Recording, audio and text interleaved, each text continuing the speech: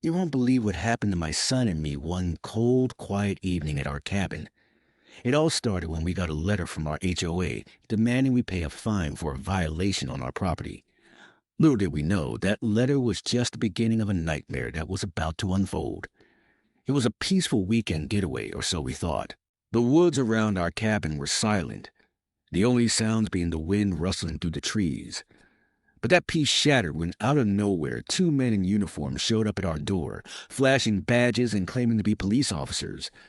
They said they were there to investigate a complaint. My instincts screamed something was wrong. Without a moment's hesitation, they told me they needed to take my son to talk to him at the station. I wasn't buying it. Something didn't sit right, so I told them to leave. But before I could even shut the door, one of them grabbed my son's arm and tried to force him out. That's when the real trouble began. What they didn't know was that my son, despite being young, had been training in martial arts for years. Not just any martial arts either. He's been trained with former FBI agents who specialize in defense tactics. He's ready for anything, and that includes standing up to fake cops. As soon as those men tried to drag him out, my son's reflexes kicked in.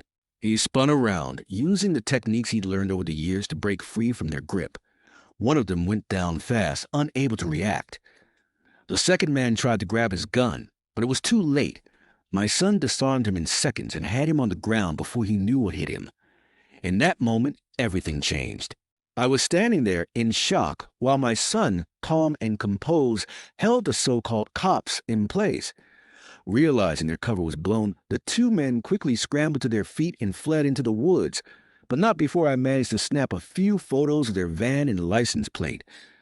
It wasn't until later that night when I contacted the real authorities that the truth came to light. These men weren't cops at all. They were hired by the HOA, who had decided to take matters into their own hands after we ignored their demands. They had planned to kidnap my son as a scare tactic, not knowing who they were dealing with. Now, I'll be filing charges. And the HOA?